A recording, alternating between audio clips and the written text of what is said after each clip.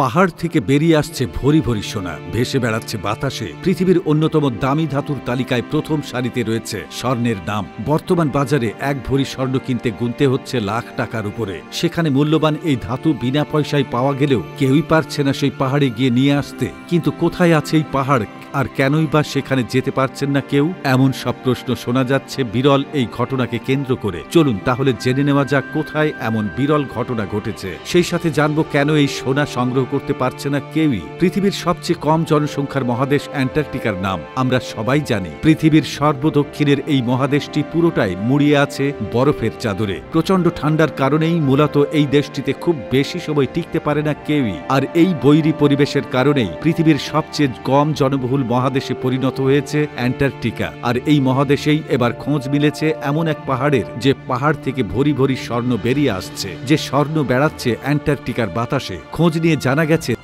এই মহাদেশের একটি বিশেষ স্থানে বাতাসে উঠছে সোনা। শুধু তাই নয়, এখানে পাওয়া যাচ্ছে নানা মূল্যবান খনিজ পদার্থ। অবাক করা এই ঘটনা ঘটছে অ্যান্টার্কটিকার মাউন্ট আবাস সংলগ্ন এলাকায়। এই পাহাড়ের গায়ে গলে গলে পড়ছে সোনা, সঙ্গে থাকছে মূল্যবান নানা খনিজ পদার্থ।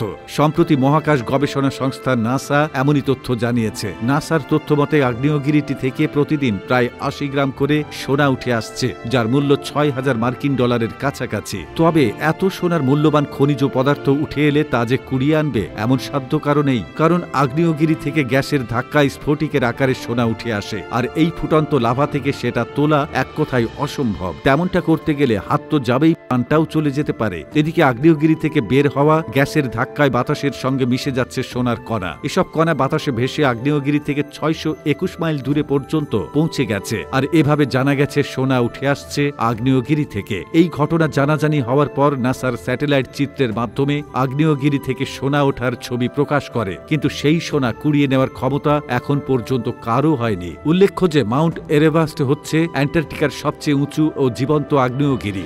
এরেভাস্ট আগ্নেয়গিরি যেখানে রয়েছে সেখানে তাপমাত্রা যে কোনো সময় -50 ডিগ্রি সেলসিয়াসের নিচে নেমে যেতে পারে। তাই সেখানে যাওয়া একেবারেই নিরাপদ নয়, মানুষের মৃত্যু পর্যন্ত হতে পারে। রস সাগরের মধ্যে রস দ্বীপেই এই মাউন্ট এরেভাসের অবস্থান। অ্যান্টার্কটিকায় প্রায় ১৩৮টি আগ্নেয়গিরি রয়েছে, এগুলোর মধ্যে ৯টি সক্রিয়। উচ্চতম হল মাউন্ট এরেভাস। এর উচ্চতা প্রায় ৩,৭৯৪ মিটার বা ১২,৪৪৮ ফুট। মার্কিন মহাকাশ সংস্থা নাসার পৃথিবী পর্যবেক্ষণকারী উপগ্রহ জানিয়েছে পাতলা ভূত্বকের উপর রয়েছে মাউন্ট এরেভাস আগ্নেয়গিরি, ফলে গলিত পাথর করে সহজে বেরিয়ে আসছে। সেই সঙ্গেই বেরিয়ে আসছে সোনাও। মাউন্ট এরেভাসের গহ্বরে রয়েছে একাধিক লাভার হ্রদ, তার মধ্যে একটি সক্রিয় রয়েছে ১৯৭২ সাল থেকে। তার ফলে মাঝে মাঝে এরেভাস থেকে বেরিয়ে আসছে লাভা। এই মাউন্ট এরেভাসের উপর একটি বিমান ভেঙে পড়েছিল ১৯৭৯ সালের ২৮ নভেম্বর। এতে প্রাণ হারিয়েছিলেন বিমানের ২৫৭ আরোহী সবাই। এয়ার নিউজিল্যান্ড একটি বিমান অ্যান্টার্কটিকার বিভিন্ন জায়গায় ঘুরে